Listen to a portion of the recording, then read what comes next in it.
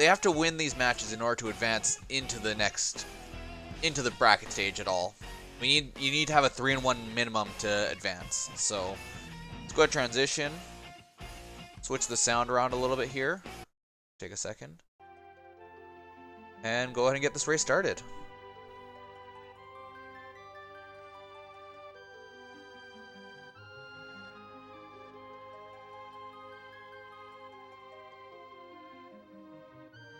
All right, yeah, we should just be starting in just a few seconds, getting our good luck, have funs off. Yeah, so this is gonna be a race.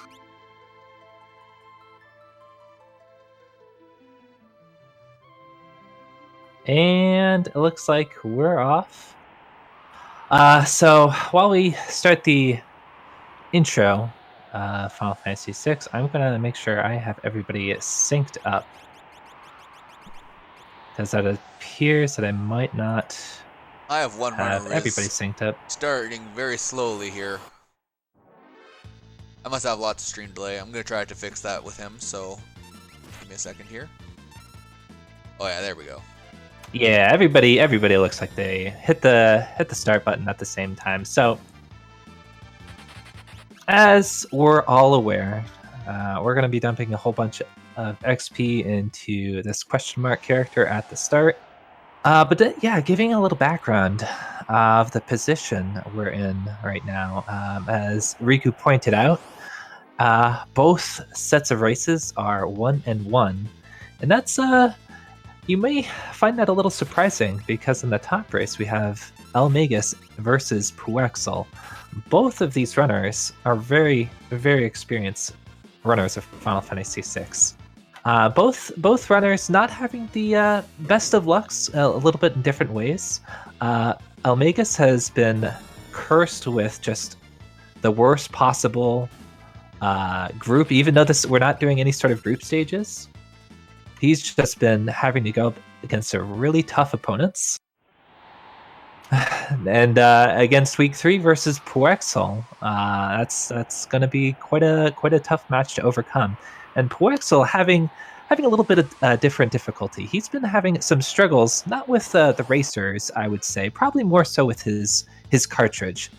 His cartridge of Final Fantasy VI hasn't been the kindest to him. He's been getting some pretty poor luck.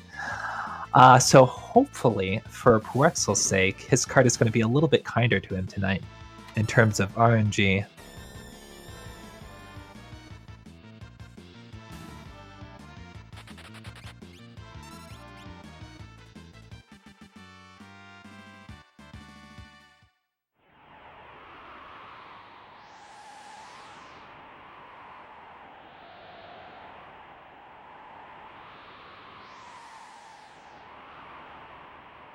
I'm going to take a quick look at what our race times are looking like.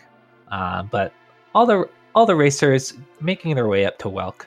How the Welk fight is going to work. Let's see if everybody manages to get a quick kill.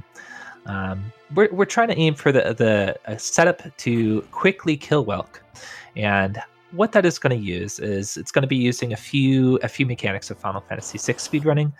The most important one being ATB waiting, which is a technique that when you perform an action, you can sneak away into any battle menu, and that's going to pause the ATB for everything on screen.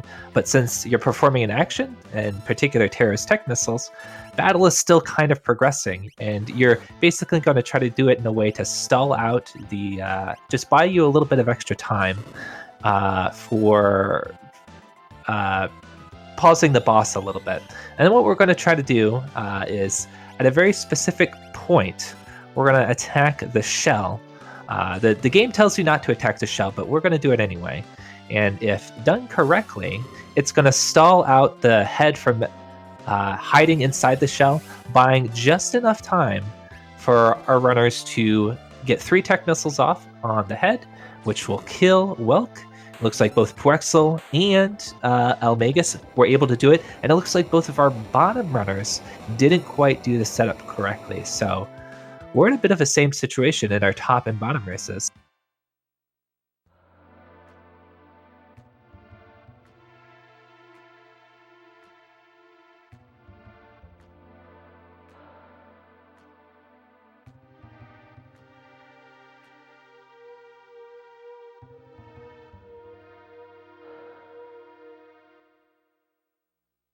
So don't be alarmed when you see them kind of moving around the streams here. I'm just fixing them to make them look all pretty.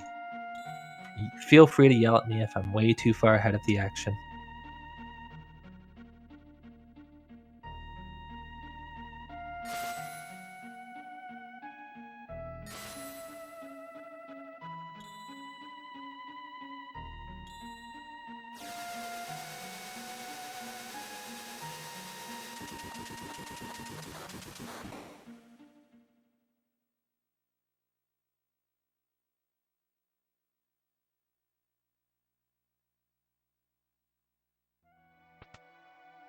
So just going to go over the races so far for each of our runners. So everybody's 1-1. We already know that. Looks like Puwexil's best race time in this tournament is 1:26.26. Now he has a PB about 30 seconds faster, 1:25.53. And if I remember correctly, that PB was set for the last Kefka at Narshe tournament, which used some slightly older strats. So he's probably due to beat that pretty soon, I would imagine. eLmaGus, his personal best is a 1:25.07, which I believe he set earlier in this tournament, if I recall correctly. And for our bottom racers, their times seem pretty close together. We have a 1:35.27 from Zerowing and a 1:34.17 from Kehanort. So I think both of our top and bottom racers are pretty well matched. Something I haven't mentioned yet, but I believe all of our runners had set it up properly, is before we turned the stream on, before you guys saw anything, all the runners should have set up the encounter seed to a particular seed. We want to be running on seed number 244. It just happens to be the best seed for the run, and what that is going to do is, if you're on a particular seed, you know exactly when and what encounters you're going to get into, and we use that throughout the run to do a number of things. I'll try to mention that if I remember throughout the run. We set it up so we get particular formations at particular times, and then there's a few other things we get out of it too.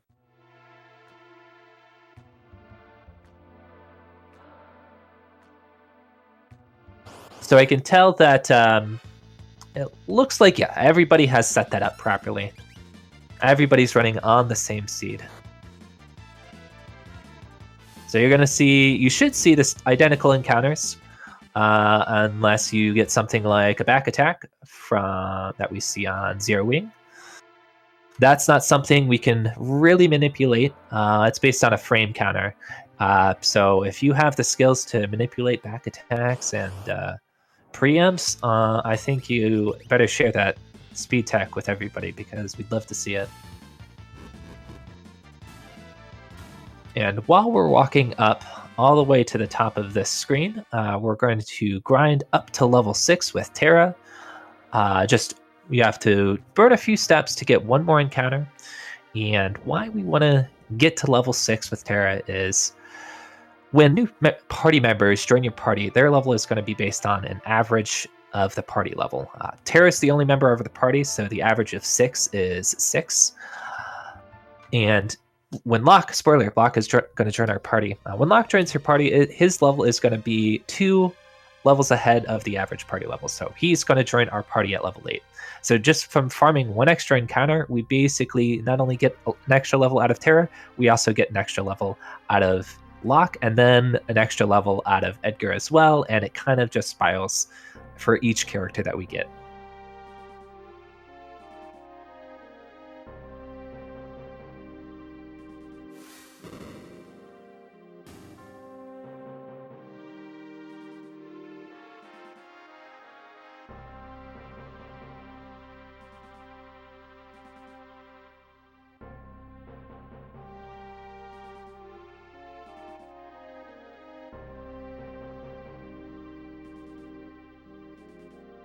Yet both Puwexil and eLmaGus getting the best RNG on that cutscene. So in terms of which which soldier that that Terra decides to attack there. It's just RNG.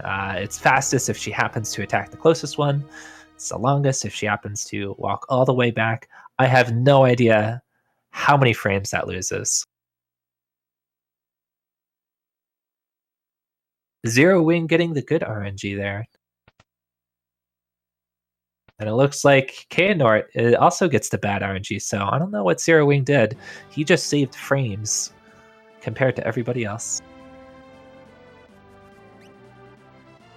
Something else we probably should mention, that we didn't mention a little bit ago, but we do truncate every character, or most characters' names, down to a single letter. Most games do this because, especially with a lot of older games, they tend to draw out characters letter by letter. So if you shorten your character names, it takes less time to have to draw all those letters. And that actually ends up being a pretty sizable sizable time save. A little less so with Kefka and Narshe, but for the full run, the full category runs of Final Fantasy VI, it ends up saving well over a minute, depending on what category you're running.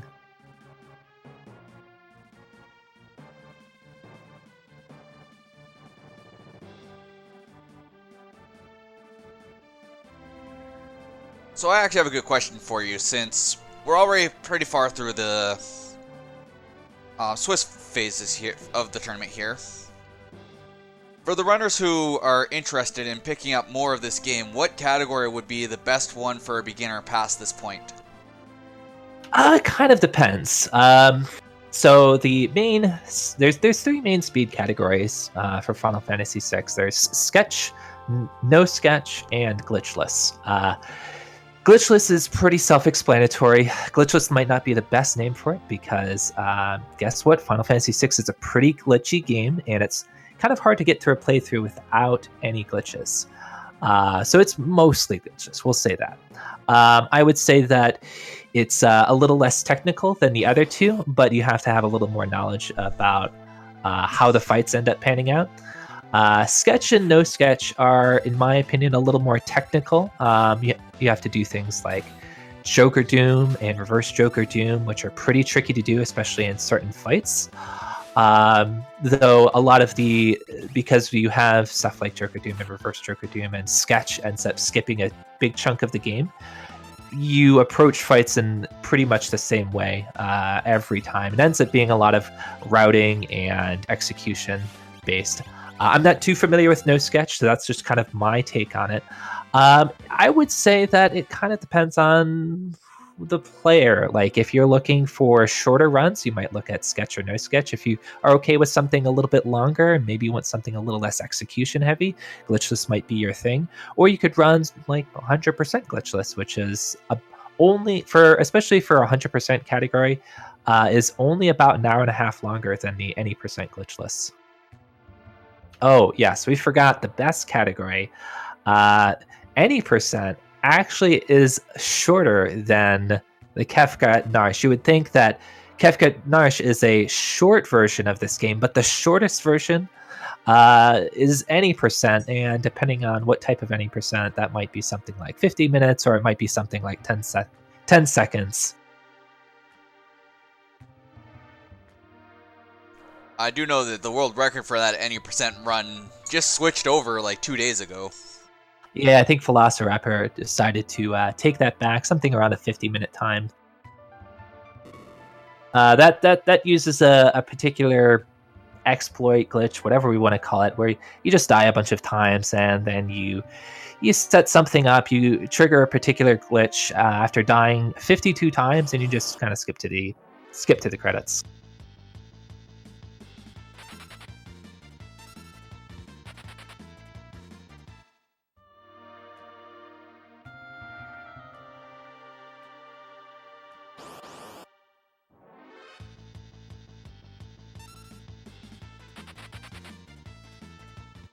Alright, so since all of these runners should be on step route, we're going to see the exact same encounters from all of them here. We should only see these Leafer encounters on the way down towards Figaro Castle here.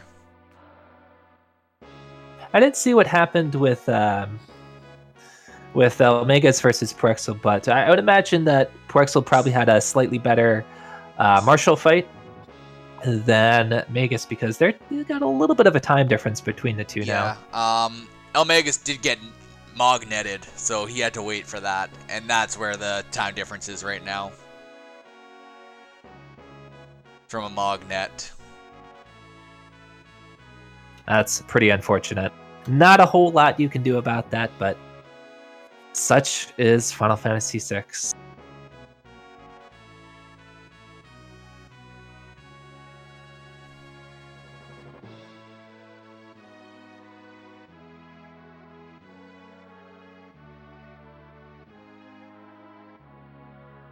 I have to say, both these matches are about the same distance apart from each other.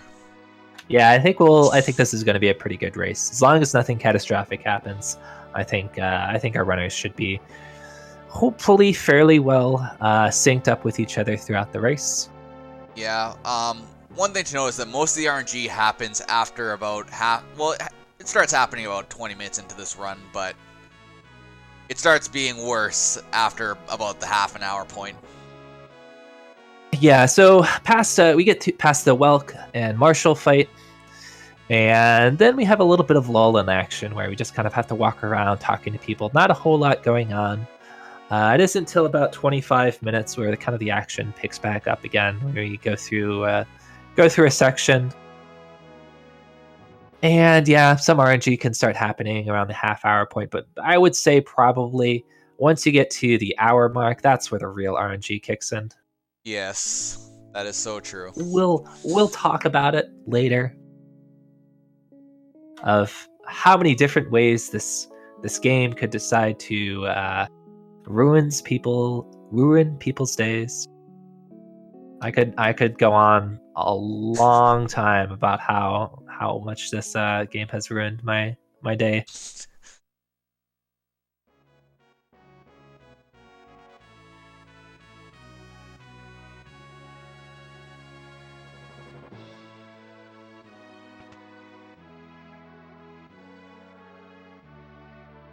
So the only thing that the runners are probably really trying to work on through this section is they want to be able to mesh through the text as quickly as possible and then making sure that they don't bonk on any of these walls.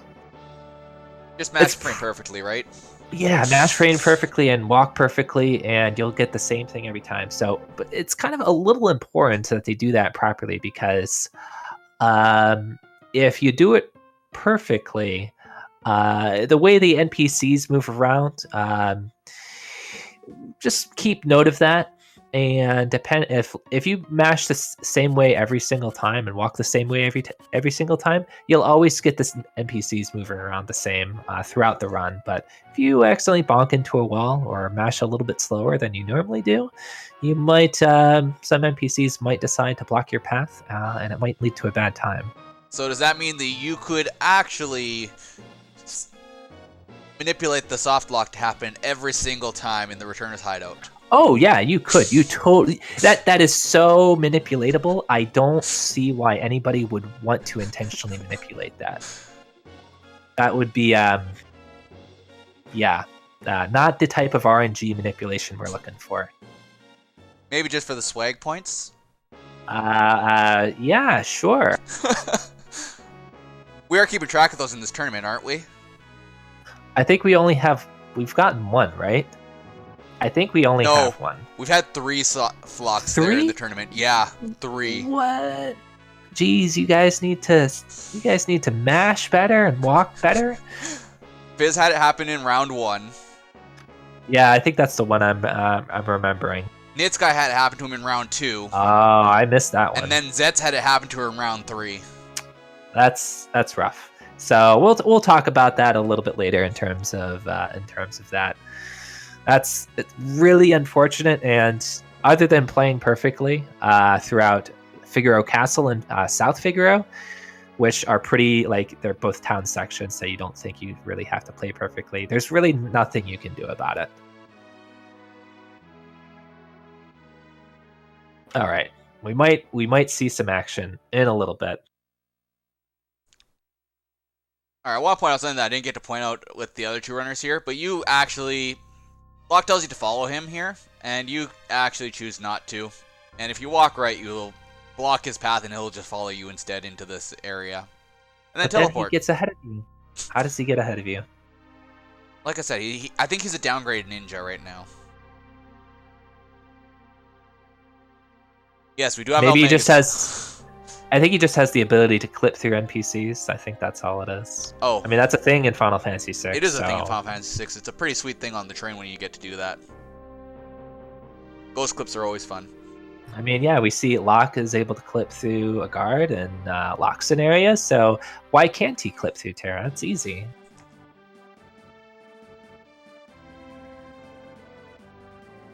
All right, so we're going to come up to a boss fight. Not going to be the trickiest of bosses because remember how we talked about the average party level, and we get some levels with Terra, and that gets some levels with Locke, and that gets some levels with Edgar. So Edgar's probably higher level, like kind of a little bit higher level than you normally would have him, and also auto crossbow is a pretty good tool.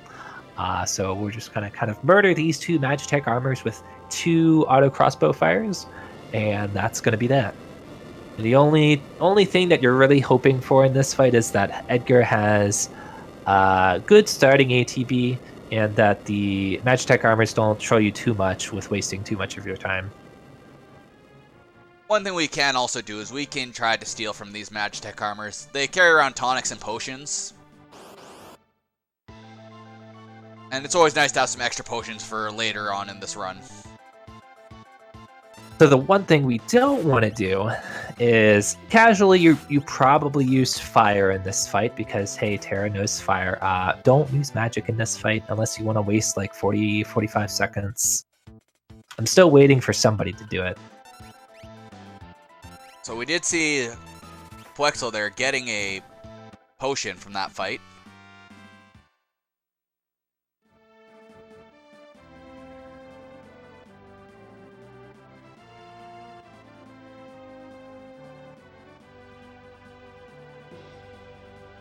All right, so it looks like we got probably about 15 seconds separating eLmaGus and Puwexil.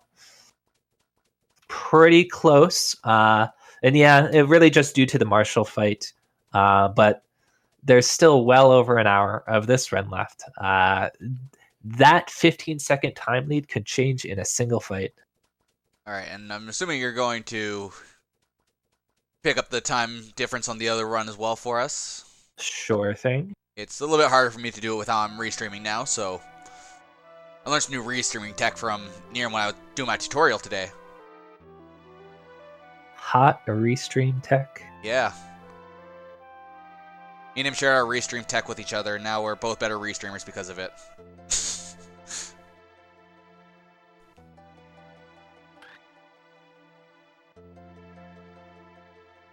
All right, so it looks like the time difference between the 2 bottom runners is about a little less than 15 seconds. So just in the realm of 15 seconds separating both the top and bottom races, with both of the right side runners, both Puwexil and Zerowing, about 15 seconds ahead of their counterparts.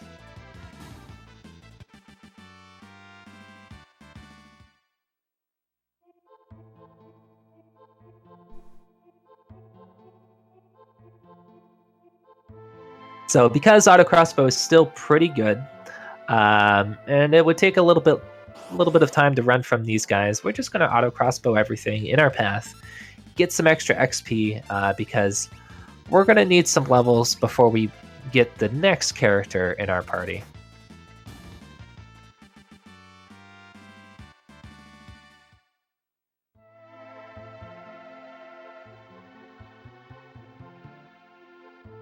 The only thing that you're really hoping for here, other than you're always hoping not to get back attacks or anything like that, it looks like Zerowing might be a slightly off step.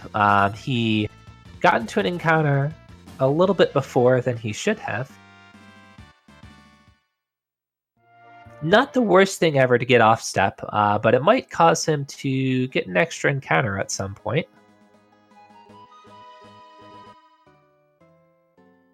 So here's where NPCs can really decide to be a jerk to you. They could just, those two NPCs that you saw in Puwexil stream could decide to just block that one tile area pathway and not let you through for quite some time.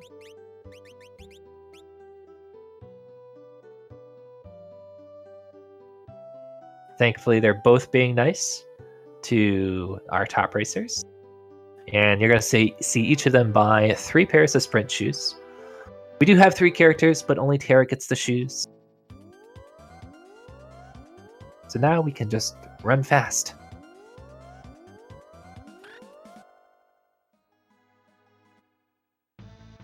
Now on to Mount Colts for Puwexil stream. So in Mount Colts, we're still, where I mentioned we're going to need some levels before we get our next character. We're going to take certain fights because these brawlers actually don't die in a single auto crossbow yet. And there's some pretty high XP encounters that we're going to get here. So we're going to know when those show up because we're on step and we know what seed we're on. I'll point that out when we get there.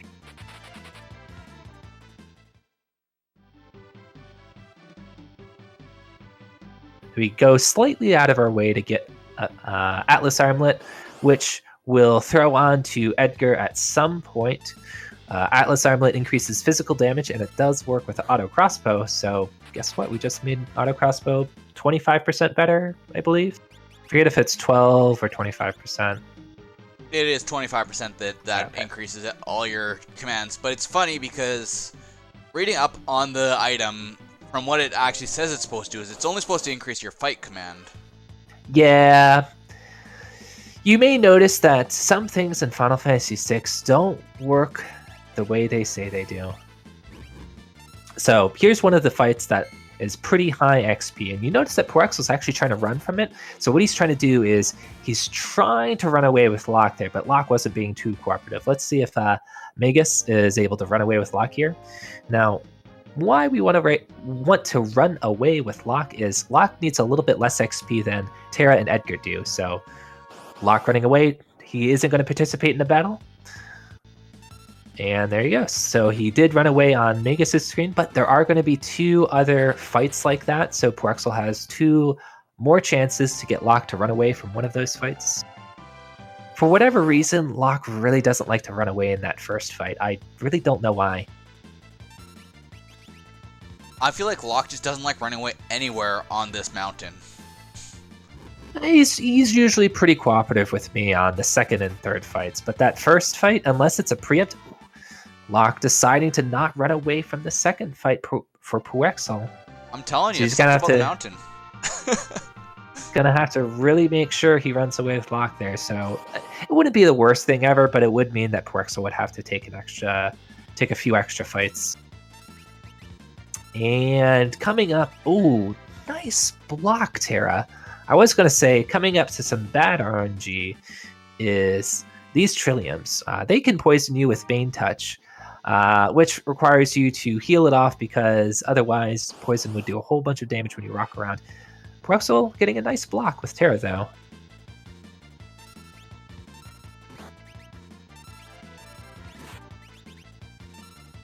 All right, you can do it, Locke. You can run away. I believe in you. Let's see. There you go. I seem to have better luck with running away with Locke if I do auto crossbow and then fire instead of fire then auto crossbow. It's probably just me imagining things, but that's what I believe.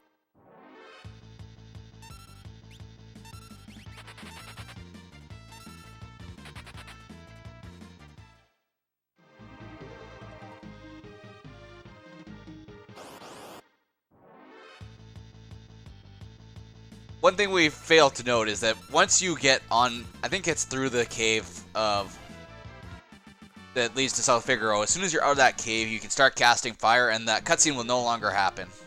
Right, so that's why we're able to cast fire here without having a pretty lengthy cutscene.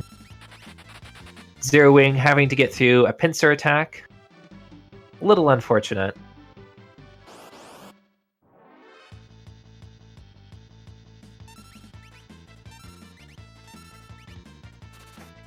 All right, so I think that's going to be Puwexil's last fight before Vargas. think he has all the levels he needs. He's going to heal up and get into the Vargas fight.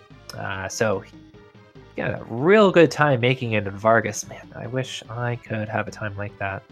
He's 20 seconds behind his PB. I know where I need to start saving some time. So how this fight is going to work out, we're going to do fire, we're going to do auto crossbow, we're going to switch some equipment around so Locke has a slightly better weapon, throw him in the front row. And one thing we want to pay attention to, or at least I imagine our top runners are going to pay attention to, is when Vargas is going to take his first turn, which I believe on Puwexil's side, Vargas took a really early first turn, which is kind of ideal. That is going to, if Puwexil sets it up properly, which should be, he should know how to do this, it should allow to set up for a Doomfist skip. So when Sabin comes into the fight, oh, nice crit on Locke. When Sabin comes into the fight, instead of having to wait for Doomfist and Vargas has to talk to Sabin, you're just going to pummel him before he does anything, and it saves maybe 5 to 10 seconds. I'm not too sure on the exact time. Yeah, it saves some text boxes up at the top that take a little while to get through. It's not super terrible if you don't get it, but it saves time. I'm a little disappointed. Magus hasn't tried to go for a Riot Blade yet. Will he go for the Riot Blade? No, he's not. As this fire should kill off Vargas to get Sabin to spawn, I imagine. Yeah, he didn't want to have to take extra turns. That's okay. We'll talk about Riot Blade later. Ooh, okay. Looks like Puwexil may have gone for instead the instant Doomfist instead of the Doomfist skip. That works out pretty well too. It barely wastes time. And that was a gold split. So really solid Mount Colts for Puwexil. 31-19 coming out of the Vargas fight. That's crazy. Low 31s are pretty good, and he lost about, so compared to his PB, he was behind about 25 seconds after Magitech armor, so saving quite a lot of time, about 30 seconds. So he's ahead of PB right now then? That is correct. For eLmaGus, he got out of the fight at 31-44, about 25 seconds behind Puwexil. Let's see how our bottom runners do with their Vargas fights.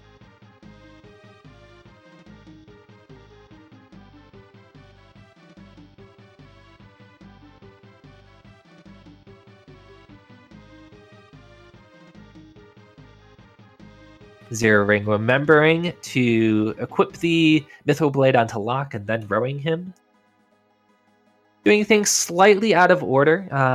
Generally, it's a little more optimal if you do fire than auto crossbow, just because it uses up, saves you a turn.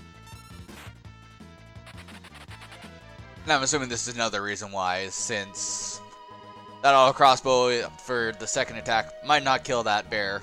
Right, that's correct.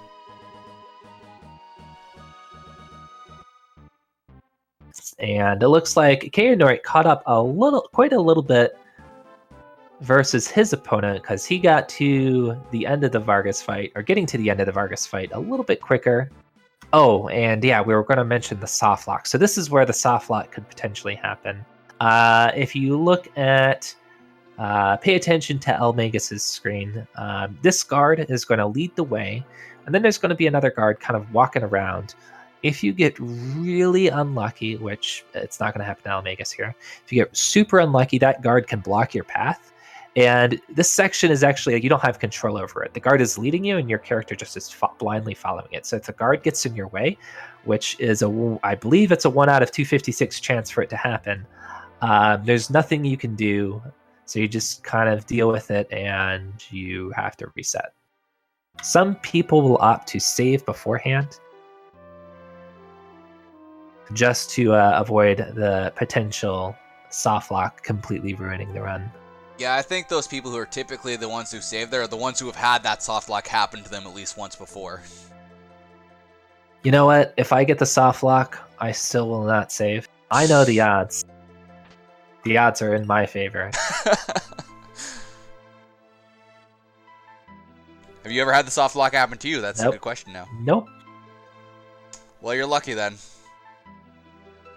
I've had it happen to me since I've started running this game. So the bottom race, just gonna tell you the time difference between the two. It's about 35 seconds with Kehanort taking the lead. We'll see if Zerowing is able to take the lead back. Oh boy, it looks like eLmaGus is going to save 7 seconds. 7 seconds or 7 frames? Or sorry, 7 frames. Geez, 7 seconds would be ridiculous. Right? 7 frames. So by first talking to Bannon, saying no to Bannon, and then coming up here and getting the Genji Glove from this guard here, and then all the treasures, if you do that optimally, it can save you 7 frames, which is about 1/10 of a second.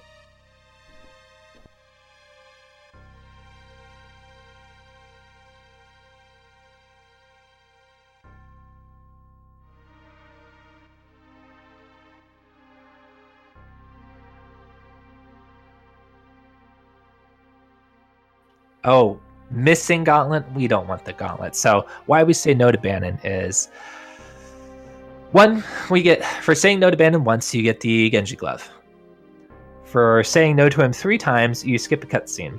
If you happen to say yes to him, you'll get the lovely present of a gauntlet, but gauntlet's a pretty bad item, and also it's pretty bad is a cutscene, so just say no. But I found out, because of playing this casually, I've never beaten the game before, so I wanted to see that cutscene, and I was just like, okay, I'm going to go up and get the Genji Glove, because I know I can do that. So I said no to Bannon, went up, grabbed the Genji Glove, went back and said yes to him, and you don't get the gauntlet at all if you've grabbed the Genji Glove.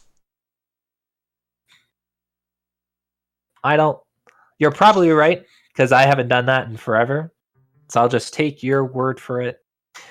Something that we're going to notice our top racers do. I just noticed that Terra is dead on eLmaGus' side. That's a little unfortunate. He has to take the time to revive Terra there. But something you saw Puwexil do, and you'll see eLmaGus do in a second, is you notice that they're resetting. Why are they resetting? So I mentioned before, we're setting, before the run started, we set the encounter seeds. And the way they do that was through a series of resets. So by resetting the console, well, saving first, that first part is important. Saving first, and then resetting, you will move forward the seed by a particular amount, and then you reset again to get it to a particular place you want.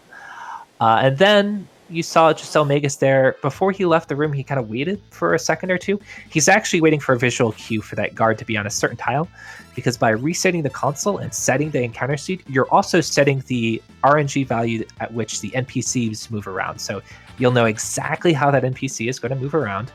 And for whatever reason, the encounters that you get into the Elite River are, whether or not you get into an encounter, are based on that NPC RNG value. At particular points, it's going to look at the RNG value and say, are you going to get into a fight or not? Then at certain values, it just gives you a fight or it doesn't. And by leaving the room at a very particular time, we set the value in such a way that we only get into the minimum 2 possible fights versus the potential maximum of 9. So you just save a whole bunch of time.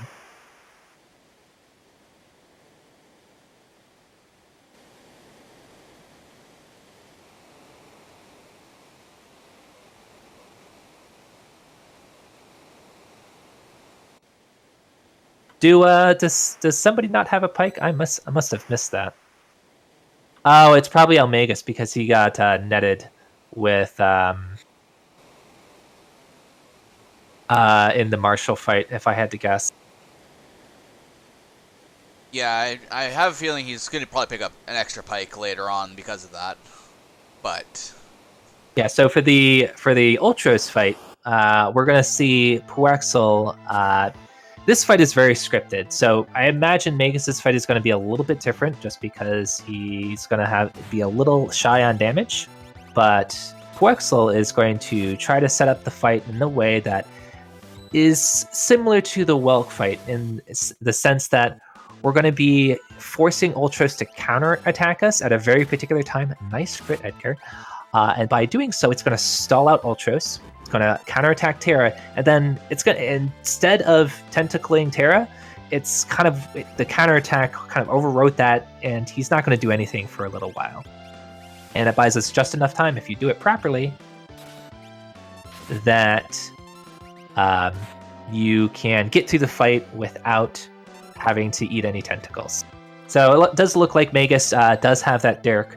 A little bit shy on damage. Instead of having Mithril Pike, Mithril Blade, he has Mithril Blade plus Dirk. Quite a bit less damage, probably about 50 less damage per swing. So we'll see if he's able to still get through this fight as quickly as possible. If I had to guess, probably not. He's probably going to be about a turn or two slower. All right, so I'm going to answer the question, chat. The 1-in-1s, by their names, are their current records. They've won one match and lost one match. And there is that tentacle, because it took eLmaGus a little bit longer to get through that fight because he was a little shy on damage. Terra ate a tentacle. Really not the worst thing ever, but because the fight immediately ended afterwards. But that's just going to cause a little bit of a time difference between the two. So looking at the difference in their times, it's about 35 seconds, I would say, between our top racers. So let's see how the bottom racers do for Ultros.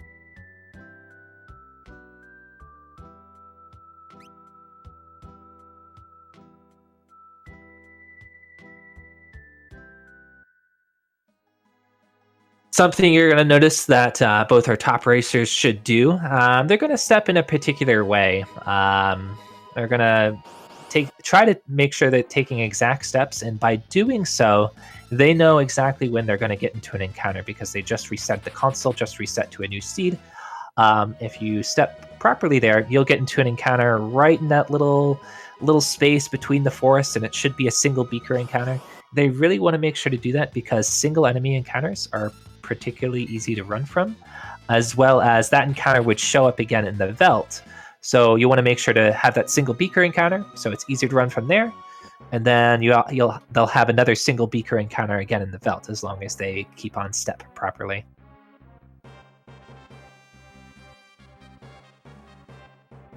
So Zero with the safety save before going the rest of the way down the river.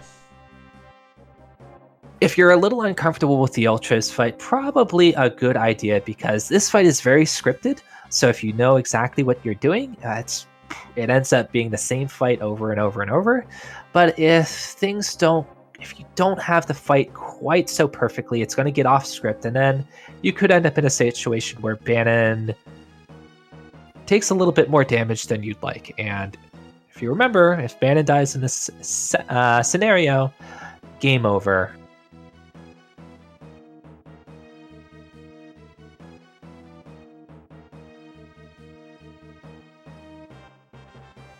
Kehanort getting through the Ultros fight.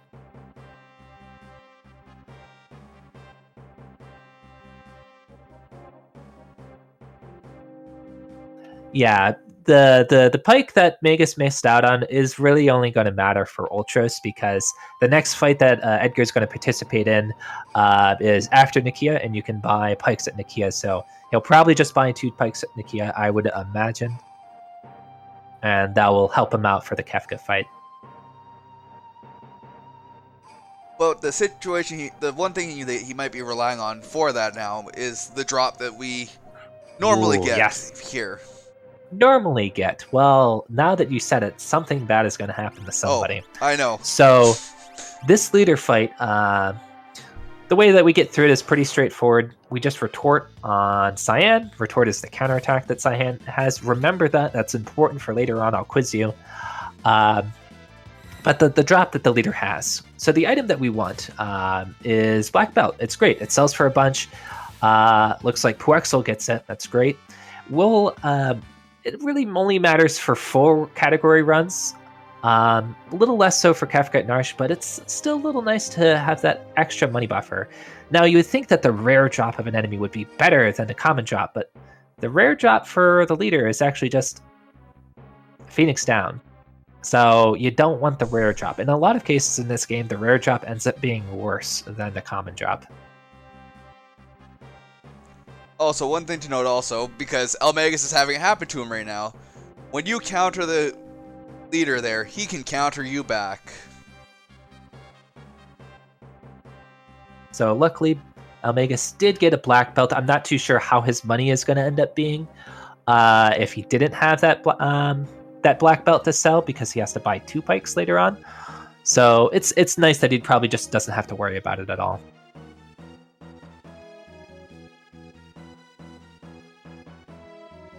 Yeah, I'm sure if anything, he would have just grabbed the one and possibly grabbed the blade afterwards inside of the Caves of Narshe. The worst case scenario. Yeah, that wastes a lot of time. I don't know what really would be the best thing to do if you don't have enough money for 2 pikes. If it were me, I'd probably just buy the 1 pike and roll with the Mithril Blade and not bother with the Rune Edge. getting the Rune Edge. Yeah. All right, so we see here on the bottom right, Zerowing, he tried to do the steps properly. You saw that he kind of paused for a moment to see if he did it properly. He was 1 encounter off, so he actually got into he happened to hit an extra tile that didn't generate him threats. So he ended up getting into an encounter a tile later than he wanted to. So that Beaker Stray Cat encounter, he's going to see that again in the Veld. Not the worst thing ever, but when you're really trying to optimize the run, you're looking for small gains like that. That's true. I forgot that eLmaGus did burn a Phoenix down. And normally we don't like to burn Phoenix downs because we need at least 2 later on. So he does have chances to buy them later on. Let's hope that he does remember.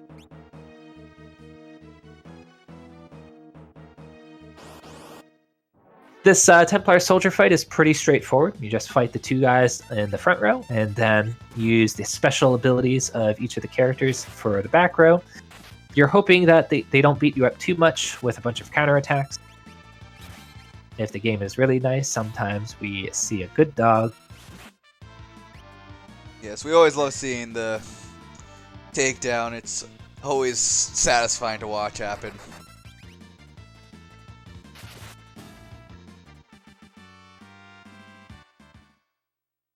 Yeah, for Shadow, it actually takes more time to rename him than it does to just let his characters travel through over the course of the run.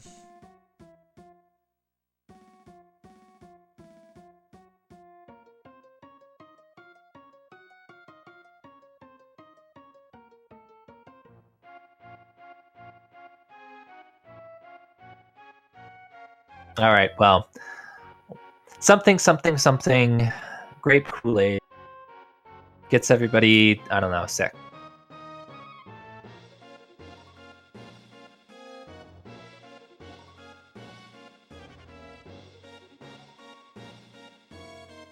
Yes, everyone just decides they want to faceplant over this delicious Kool-Aid that Kefka decided to make in the river.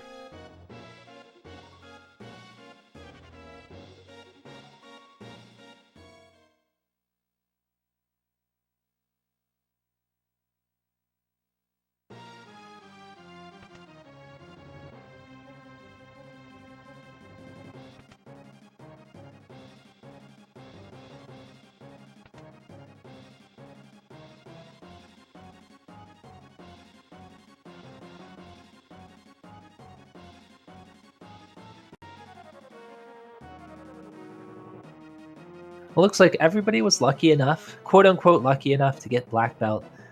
Doesn't really matter for Kefka and Narshe, but if you decide to ever pick up the longer runs of Final Fantasy VI, it ends up being quite nice because a lot of the runs end up being, you have to pay a little bit more attention to your money.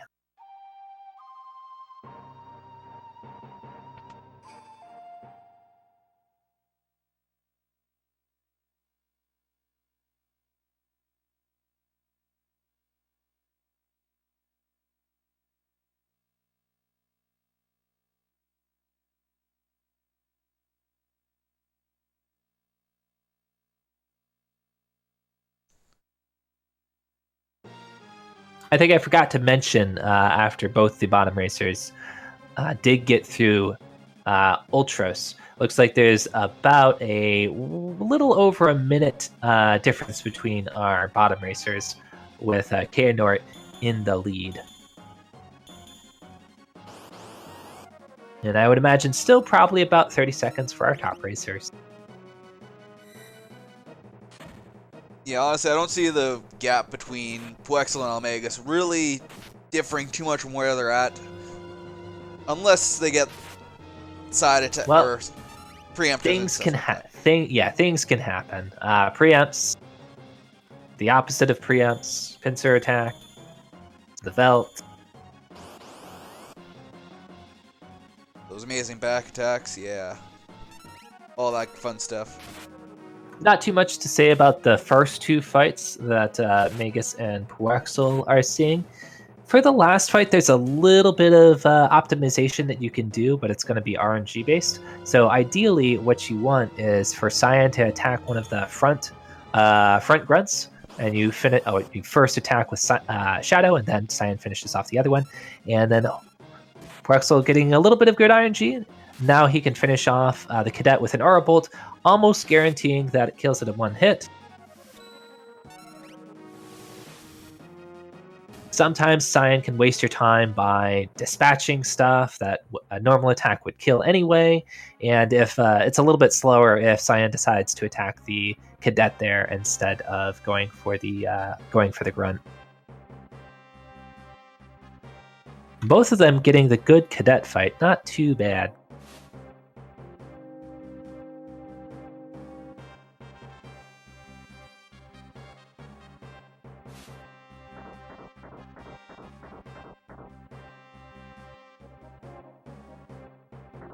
Alright, so we're coming up on one of my favorite parts of this run.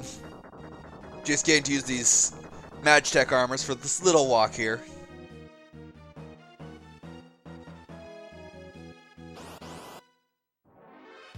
Basically use most of these fights just as some time to do our inventory management that we need to still. I imagine probably both of our top people don't really need to do too much item management. I saw Puwexil doing it earlier. One of the more important things that I hope both the top racers do is make sure to color code the beams that the Magitech does, because you want to make sure to display as many colors as possible. I see Puwexil doing it. Yes, Puwexil did take care of our rainbow beams. eLmaGus getting some nice luck with the first two encounters. eLmaGus not doing the rainbow though. There's so much going on that these are the kind of things that we need to do to amuse ourselves. This is only a run of Kefka up to Kefka at the snowfields of Narshe.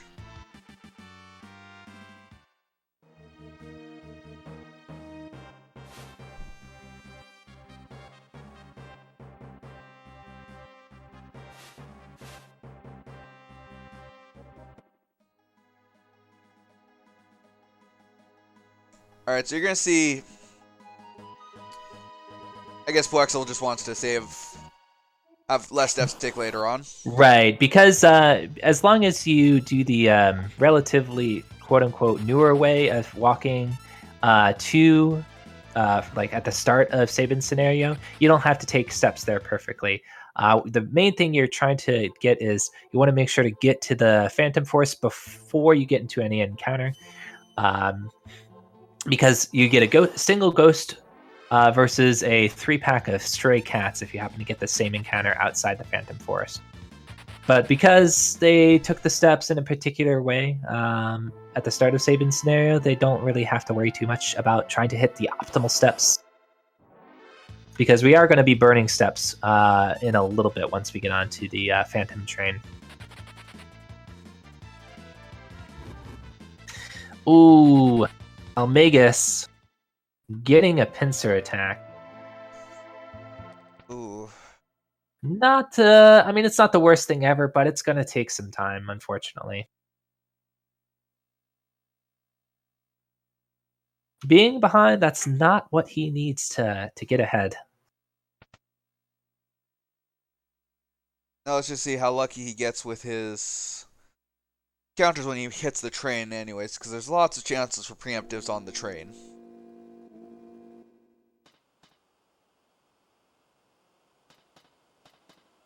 So the Sabin pointed out to me the other day that you can save 8 frames walking to the train after the little dialogue of, oh hey, there's a train. So you normally walk, like I would normally walk left until you need to walk one tile up. But as long as you walk up before reaching like the door to the train, you end up saving 8 frames. Because as part of the cutscene, if you walk up, you walk up at not sprint shoot speed. And if you already walk up beforehand, you'll get to walk up with sprint shoot speed. 8 frames. Glitches are definitely allowed for this. We'll be seeing one in not too distant future. Okay, so Magus is remembering that he does need to buy Phoenix Down. He doesn't remember which ghost is the one to buy the Phoenix Down from, but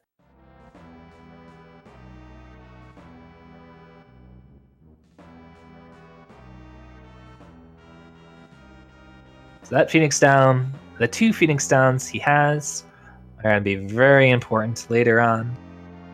Yes, these are required to actually complete one of the glitches that we get to see. And makes the next boss a lot safer.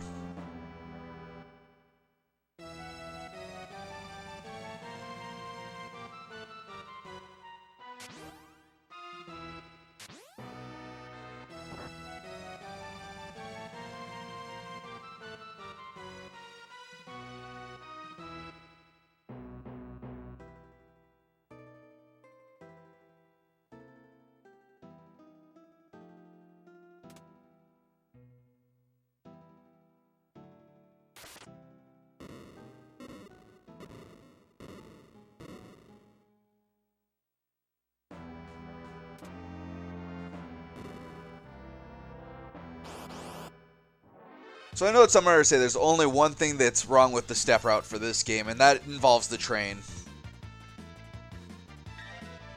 What do you mean? The fact that we can't get a different encounter other than the bombs. Because the bombs can be quite dangerous if they're side attacks or back attacks. The single encounter bombs are actually really good because they're really fast to run from. Sometimes you get a back attack and sometimes they get a blaze off, but what's even worse is if the bombs come in 3 packs. And if you were on at some different encounter or you burned way too many steps, you can get the 3-pack of bombs encounter, and that itself is pretty scary because it takes longer to run from, gives them more chances to blaze, and there's a potential for a pincer attack with them, and you're probably just going to die unless that you are able to kill them really quickly. So here is one of those back attacks of bombs. Even if we do see a blaze, I don't think it really poses Puwexil much of a threat. And they're still easy to run from, even in a back attack situation.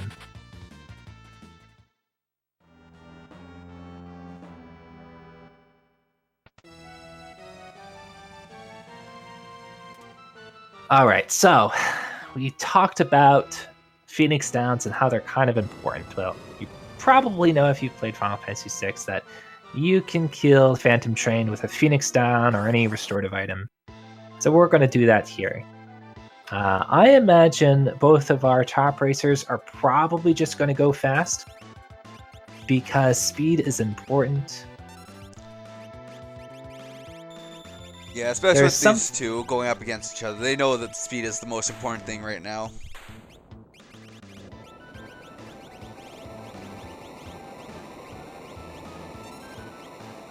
Something about suplexing taking like 10 seconds.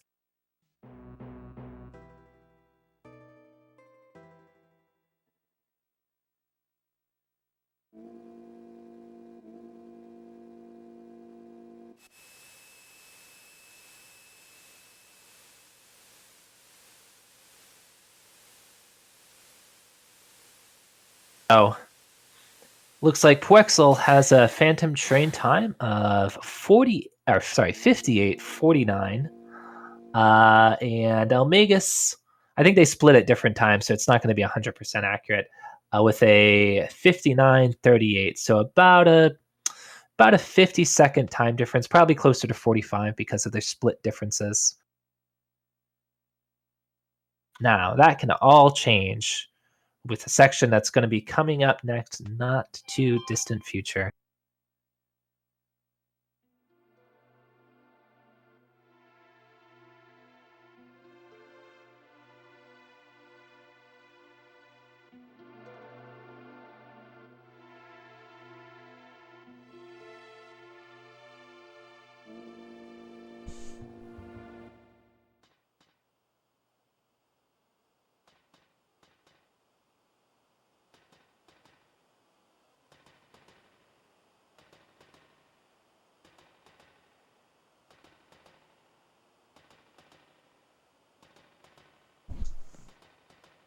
Yeah, I think one thing we talked about last time we commentated together was that there actually used to be a Phantom Train percent run of this game for just races on Yeah, SRL. I saw SRL races that some people did of just Phantom Train, which I imagine stopped the moment they got to Phantom Train and killed it. I think I'm assuming Kefka and Narshe ended up just becoming more popular because it's a little more interesting. From what I understand is that there used to be like this weekly, like these races they did weekly of different Final Fantasy categories and they wanted them to be about an hour long. And I that might have been where guess it derived from because the Paladin percent maybe was an that's the hour case. long. Nah, This is an that's hour right. long. That's right. I don't know what you'd have for Final Fantasy V, getting like to the first boss after like 30 minutes of cutscenes. I don't know how interesting of a run that would be. Yeah, I know that Nirm said that they used to do something for Final Fantasy V as well when I talked to him about it. All right, so Phoenix Downs and the potential glitches that you might see in this run. So you're going to notice that hopefully all of our runners are going to be able to properly set this up. So here we have the Piranha fight / Rizupas fight. So normally the way the Piranhas work, you kill a set of Piranhas. The Piranhas, when you kill the last Piranha, it's going to spawn more Piranhas. And it's going to do that for about a minute, and then it's going to spawn Rizupas. Well, that takes time, and Rizupas is actually a little scary. So we're going to do something instead. We're going to kill off Cyan, and we're going to revive him with one of our Phoenix Downs that we remembered to have. And after doing so, we're going to retort. Now, if you remembered earlier, I said retort is a counterattack. When something attacks Cyan with a physical attack, Cyan's going to be like, oh, I have to use my counterattack because that's what retort does. For whatever reason, when you kill, when Cyan dies, gets revived, and you use retort, kind of puts Cyan in this weird state where he wants to counterattack everything. So, Puwexil's going to set up the retort here. He's going to suplex the fish to the suplex counts as a physical attack that triggers the retort, and it's going to kill the fish. And the fight is just going to end. What happened to the other Piranha? What happened to Rizupas? There's an interesting thing that happens when something dies to both a physical attack and a magical attack. Physical attack being suplex, even though it missed, it still counts. And retort is actually magical. You may or may not know that. So when something dies to both physical and magic, the game kind of gets confused and forgets to like execute any death AI scripts that the enemy may have. The Piranhas having a script in their AI that says if they're the last Piranha remaining, either spawn more Piranhas or spawn Rizupas. That just kind of forgets to do that, and the game just is like, okay, we'll end the fight because there's nothing else on the screen. So both of our top racers executing that well. Looks like I didn't see if Kehanort did the suplex. No, but he did not. Zerowing, We at least got one suplex. Okay, Zerowing did. He may know he's behind and just doing it for swag. Kehanort wanting to go fast. I fully respect people who want to go fast. So now the fun part of the run. This is probably the biggest point of RNG. So we get introduced to Gao. You know that Gao shows up on the veldt. So of course, what we have to do, we have to buy some dried meat so we can entice Gao to join our party. But sometimes Gao takes a while to show up. Gao has a 5 out of 8 chance to show up on a fight that he's eligible to show up on. So he doesn't show up on back attacks or pincer attacks. And sometimes there's so many enemies in an encounter that one of the enemies actually like takes up the place of Gao, so he doesn't show up in those fights either. But if we're on seed 244 and on step prep, or technically we're not on seed 244 anymore. If we set up the run to start on seed 244 and have done everything properly and on step, we have most of the fights that we get into are going to have good chances to have Gao show up. A 5 out of 8 chance. We're not going to get any of those fights that he's not going to show up in unless you get a back attack. But it's still 5 out of 8 chance. And you could do everything perfectly, follow your notes properly, and Gao could still just not show up. So we'll see what happens. Now Puwexil is going to start killing things because he has the dried meat and pray to see Gao. Yeah, we really want to see Gao in our first 2 encounters here with being on step route, because our first encounter is going to be a single ghost, which will die easily either to a potion or... And there it is! Yes, we have a Gao.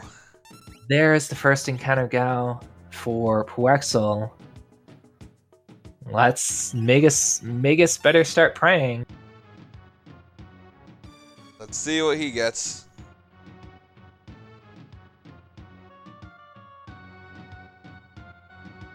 Here it is.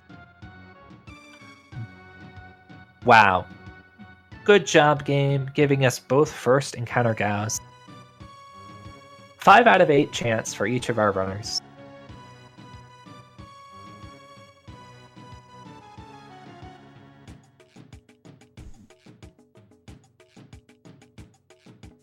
Yeah, I think you're just slightly ahead of the restream right now. I don't know why. Oh boy, I'm sorry for spoiling everybody. Oh, spoiled the Gaos. So you can tell that Zero lost his step route on the train a little bit there.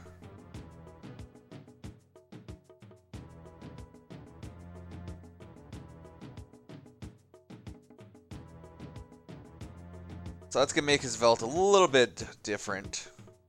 Yeah, so if you take 2 extra steps after burning the steps in the second car of the train, you'll get into an encounter right before the falls. It's going to be Grasshoppers, and that causes the Grasshoppers to again show up in the Velt in place of the single ghost fight. Is going to be Grasshoppers, I believe. Or no, that's not right either. I forget which one it replaced. After you get the meat, the first encounter you're gonna run into is Grasshoppers. Yeah, that's it. Which should be the ghost. Yes. But then you run into the ghost afterwards, but it's 3 ghosts. Right, because it's a different kind of table it's drawing from. The way the game decides to give you what Velt encounters is pretty interesting. Also Kappa.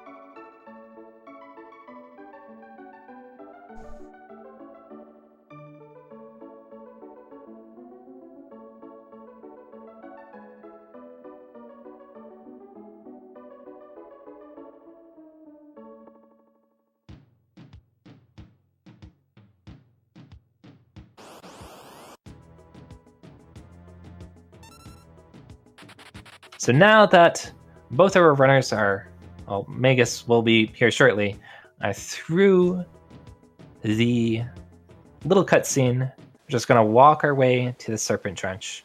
And that's going to be another little bit of RNG that they have to contend with. They just kind of have to deal with what encounters they get. It's a little random in terms of what encounters they get, and there's some potential scary scenarios. So they just kind of hope for good encounters that they can easily run away from. Yes. We will talk about some of them after the runners have gotten past the first fight, though. I think we don't want to put any curses on these great runners here.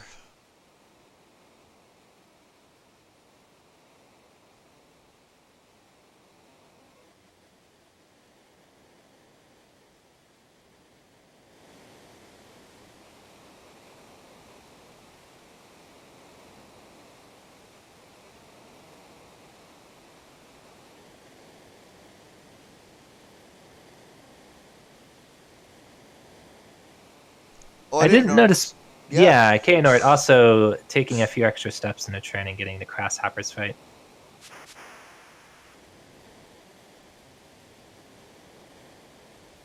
No, if I wanted to like maximize the chance for a commentary curse, I would say there is a chance that they could get a single what are they?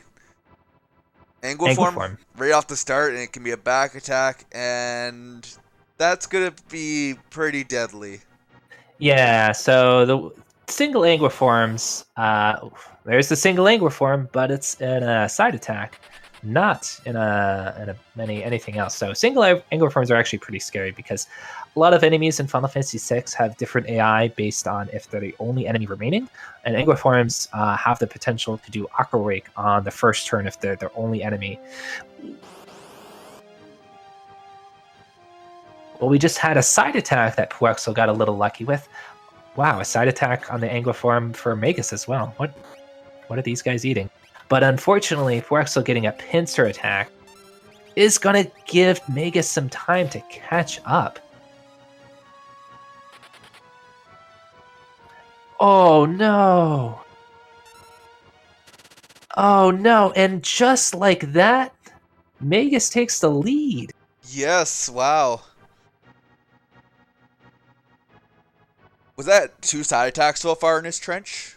Yeah, he got 2 side attacks in a row, while Puwexil got a pincer attack on that second one, and Sabin ate a Numbsbind, which is just a stop. So he's just gonna have to wait this out, and a preemptive. What is this? What is okay? Like eLmaGus is just like sandbagging for his cartridge is like just sandbagging for the whole run. Now it's what for?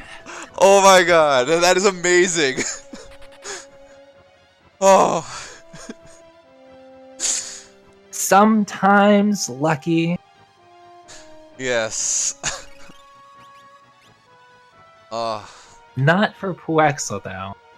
So just like that, like not only did Puwexil get pretty unlucky with eating a pincer attack and then numbs. Oh my goodness! Wow. Puwexil, what is wrong with Puwexil's card? Okay, I said in the early at the start of the run, like our top runners have had pretty bad RNG, eLmaGus in terms of who he's had to go up against, and Puwexil just his cart hating him. Like, does someone need to give Puwexil a different Final Fantasy VI cart? Because his cart just doesn't like him for this tournament. Oh, wow. Okay, finally, the game let up a little bit. This is the biggest turn of events to happen in the tournament so far, I think.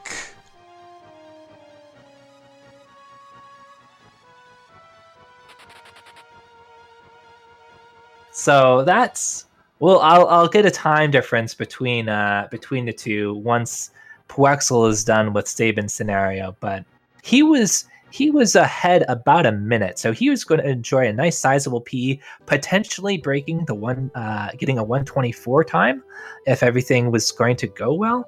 But just like that, he just lost a bunch of time.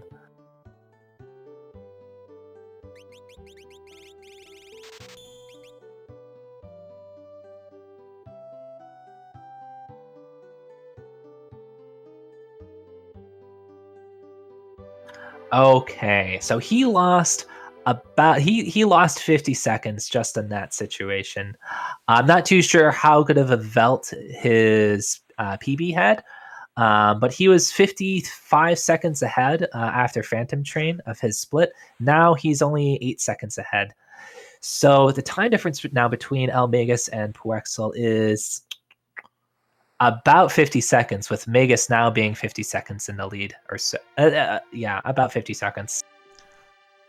But just because eLmaGus is ahead right now does not mean anything yet, guys. I mean, Puwexil's got some work to do. So most of the RNG is over. So as long as everything plays out well, eLmaGus shouldn't. There's only a very unlucky situation. Like, I can't really think of a whole lot that he would have to deal with. for him to something catastrophic happen and lose that much time. Well, I can think of one thing. I'm not going to say it though. Does it involve the Kefka fight? Yeah, but both of our top Yeah. runners are pretty well experienced. They're not going to make mistakes like I do, and ruin a perfectly good run. Don't worry, now we don't have to worry about us being the ones to say it because Lynn is the one that said it. So now if Magus dies at Kefka, it's all Lynn's fault, guys. I mean, it could be the rider too. The rider is about, I think it's around 30 to 40 seconds in terms of how much it takes. So even the rider might not be enough.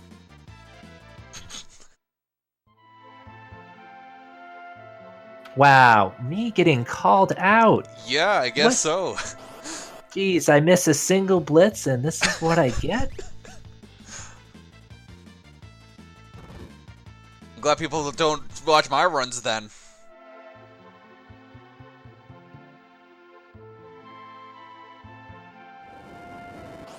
Alright, so one thing we didn't mention is that in lock scenario we picked up this one nice little item, and it's the Thunder Rod. It's pretty great. It penetrates magic defense, which is amazing. And so basically we can one-shot Tunnel Armor with it, having it deal 1,446, I think it is? Something like that.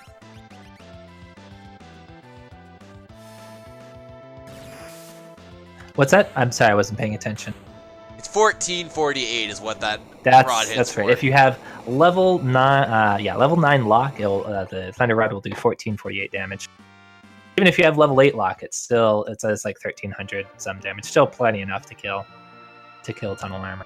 Was that I didn't see how many encounters, so I did forget there was one bit of RNG on how many encounters you get out of the Interra scenario. I didn't see how many encounters Magus got. If I had to guess, that was a 2 encounter river, just based on that first encounter you get afterwards. Someone who's actually paying attention might be able to correct me. But yeah, there's 3 potential encounters, and like the first time we went through the river, the encounters are based on the NPC RNG value, but unless you want to reset the run right beforehand, there's really no great way to manipulate that. I think that was 2 encounters for Puwexil. It probably was 3 for Magus then. I'm not too sure.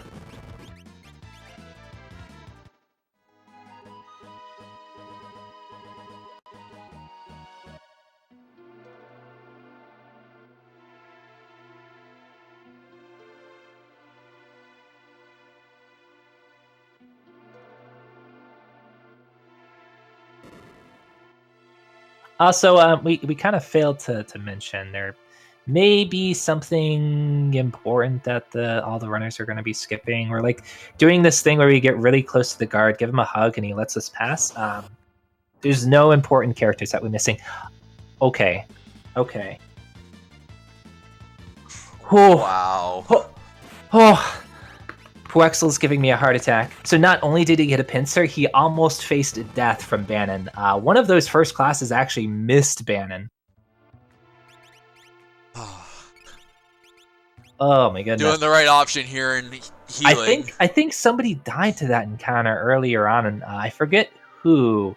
That encounter pincer attacked them, and the first classes just went straight for Bannon and murdered him. I forget who that was. I forget who it was too, but I do remember something like that happening.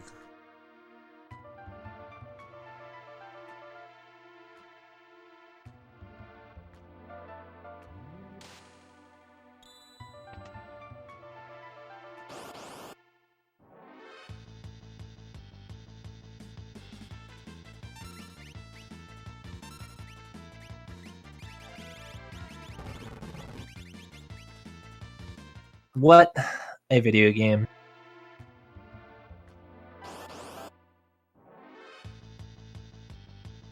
So Puwexil actually took the time to heal Bannon after that. It's better to be safe.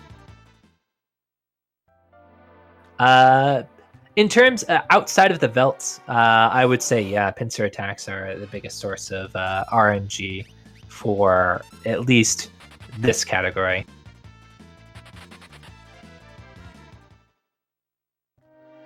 The Velt / well, mostly just Gao being the other big source. And then I guess in terms of like what enemies can actually do, so like if you get numbspined in a pincer attack, that's pretty unfortunate. What happened to? I completely missed what happened to Kehanort. Did he die in lock scenario? I think so.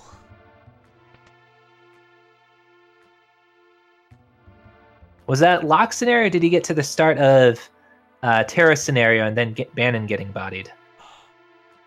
It might have been Bannon getting bodied. I didn't quite catch it. Pincered in locks. That's really rough. I'd have to go back and see what happened there. I'm curious to know if he put lock in the second position.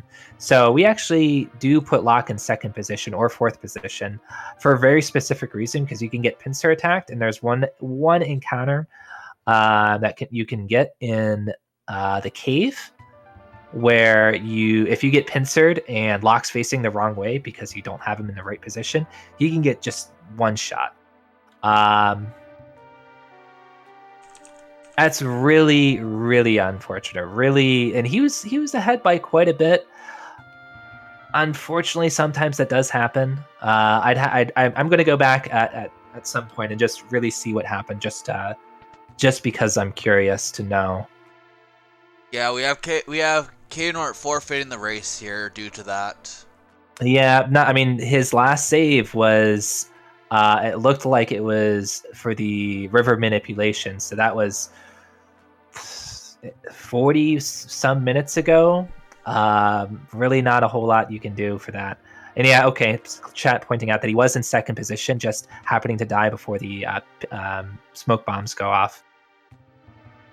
Yeah, he was doing quite well for himself. He was going to enjoy a pretty nice PB, but sometimes Final Fantasy VI just says no to you.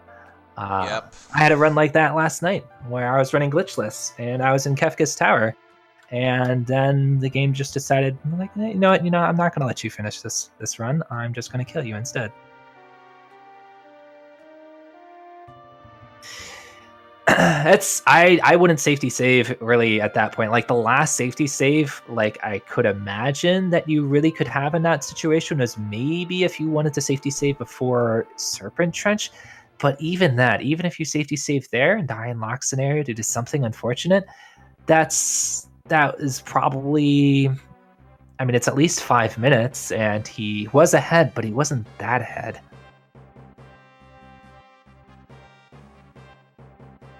Okay, so eLmaGus is going to be the first one to start off the multi-party battle scenario where we finish off this run. He's going to stack one party up quite well. Also, there's General Kutan that joined our party. We were talking about the unfortunate thing that happened with Kehanort. Something funny happens to Celeste. We get a Moogle instead. That's the gist of that. The great General Kutan.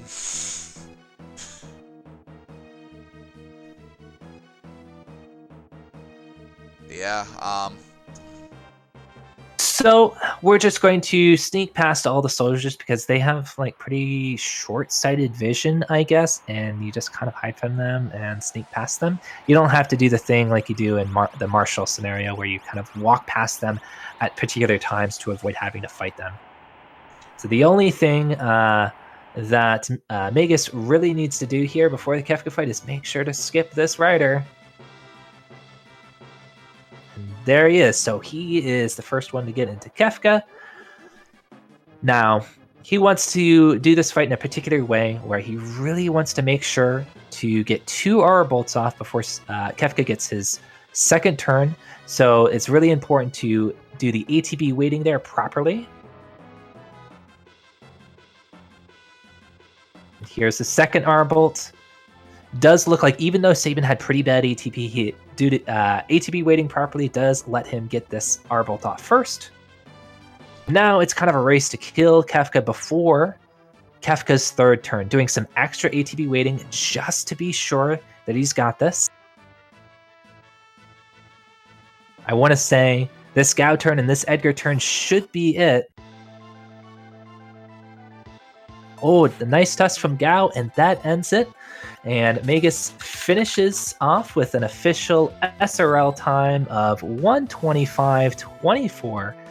Really great race, and just as eLmaGus is finishing, Puwexil is starting the fight. Nice crit from Gao. I also want to note that eLmaGus is only 16 seconds ahead of his PB for that run. So it's just a phenomenal run by him today. Yeah, really, really great run. Especially at one point he was 50 seconds behind. And Puwexil finishes up with an official SRL time of 1:26.06. Boy, what a race between these two. Puwexil had a pretty sizable lead before the game. His cartridge just decided to, like, the game was giving it to Puwexil just to make it think like he had a chance, and then the game took it away from him. In the Serpent Trench, not one but two pincer attacks in a row, and then giving eLmaGus the glorious it was 4 side attacks / pincers in a row for the Serpent Trench. So unfortunately, that does mean Puwexil will not be continuing to the bracket stage of this tournament. Puwexil has a 2-1 score. We still have week 4, so both of our racers will have one more race to do. And we'll see who eLmaGus has to fight to kind of be able to continue with the rest of the tournament. And I hope to see Puwexil has a great week 4 as well. Also, just to note, these are the last matches of phase round 3 of this tournament. So we're going into round 4 starting tomorrow. So the schedule should be released pretty shortly. Should be tonight or tomorrow morning, if I remember right. It should be tonight as soon as the SRL race actually posts. You know what, I'm going to do something for you guys quickly here, because we do have one more runner who is actually running during this, and I'm going to bring up his stream so we can just see how far along he is as well. We'll just... I was just going to say something we see from Zerowing211 that we didn't see from eLmaGus or Puwexil is he actually stopped by to say hello to some Moogles, and he picked up a Rune Edge. Our other racers, Puwexil and eLmaGus, decide to instead pick up Mithril Pikes in Nakia.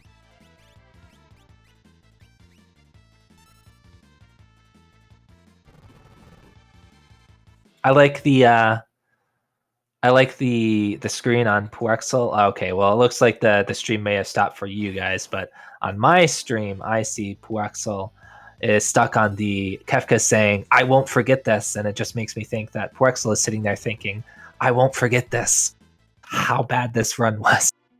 So right now, I'm not changing the name, but for Kehanort's spot, this is Nitsky1 doing his Kefka fight right here.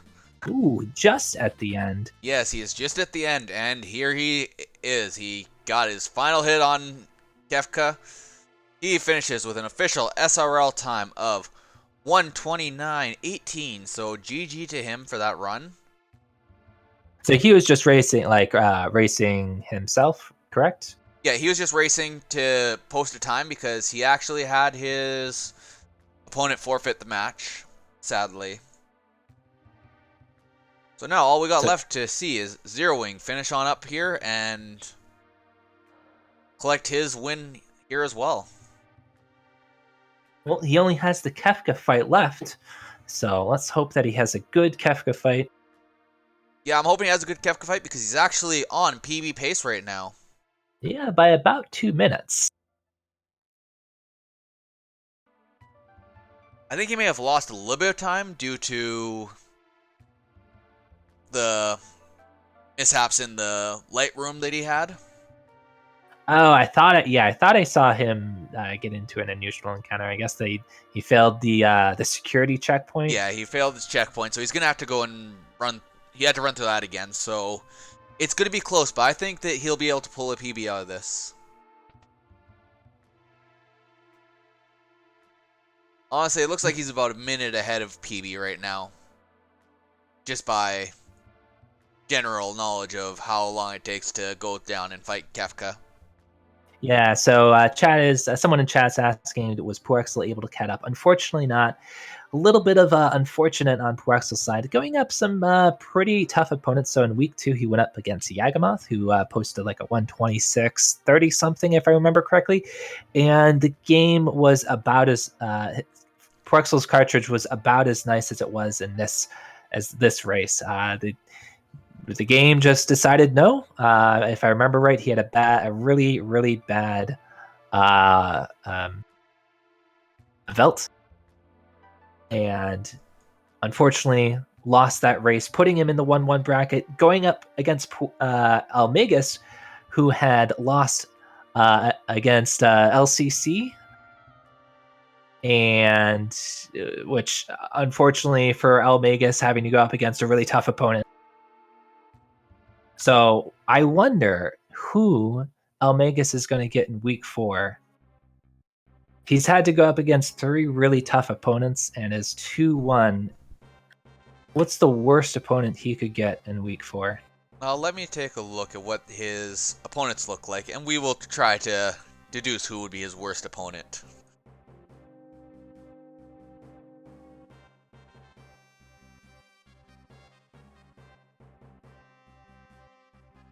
So looking at the current standings, he could go up against... I don't know if he really has... He could go up against Couch. That could be one that would be a tough match for him to deal with. Or even Yagamoth as well, being in the 2-1 bracket. He could also go up against me. Yes, you as well. I don't think I'd like to go up against eLmaGus.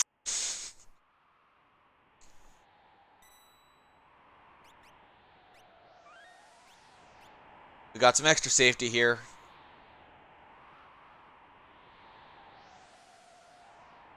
If you want to finish off a race, you might as well take a save. Especially if you have the SRL channel open. You can definitely see that his opponent's already forfeited, so he can take the extra safety in advance anyways now.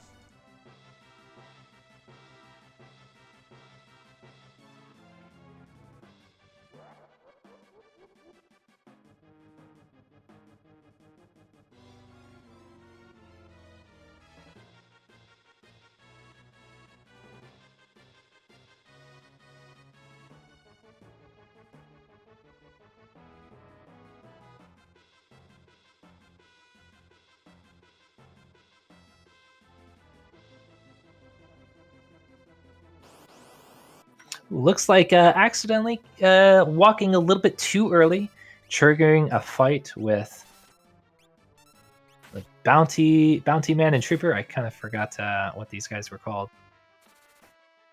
I don't know why the dog is called Bounty Man. It's a dog, not a man.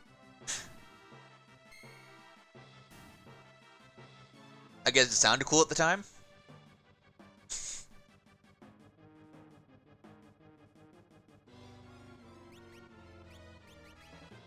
Taking the town to heal up his party, which is definitely the right option here.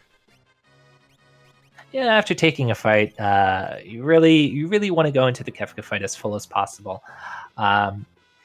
Especially if you're not super confident in your Kefka, because the Ice 2 that has the potential to happen if you don't have a perfect fight, can kill everybody but Sabin. Sabin can live most of the time if he has full HP, but if Sabin just lost a little bit of HP, it could kill Sabin too. Also, Kefka does a bunch of stuff that hurts. Could decide to crit Edgar in the front row, and that leads to a bad time. Decides to poison Edgar, almost one-shotting him. So I just realized I should have probably looked at the schedule here. Everybody who actually was in the matchups tonight were all 1-1. Yeah, interesting. Including Nitsky, who was in a 1-1 matchup as well. There's the Ice 2, but Zerowing getting a little lucky that it's not a full party Ice 2. That's the thing we're trying to avoid in this Kefka fight. That full party Ice 2. He probably still would have made it because Sabin does have full HP. And that finishes his race off with an official SRL time of 1:35:55. Which is actually a race PB for him by the looks of things. Not an actual PB. Looks like something in I think Terra scenario. Yeah, they missing the security checkpoint. He lost a little bit of time there, but still pretty close to a PB from him. Unfortunately, due to the game deciding to be pretty mean to Kehanort did have to forfeit his race. So that means Zerowing will be advancing to the 2-1 bracket. Yeah, so who won tonight is going to the 2-1 bracket, so...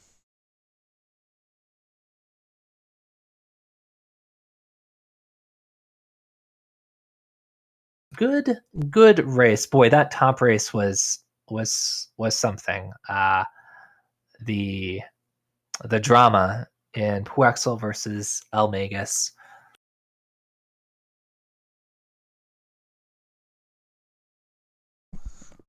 So I'm going to see if I can find out something for you guys right now. For anybody who's in the tournament, since Nirm is actually in here in the race channel, I'm seeing if we can find out exactly how long before we know our round 4 matchups. If he's going to give out that information to me or not.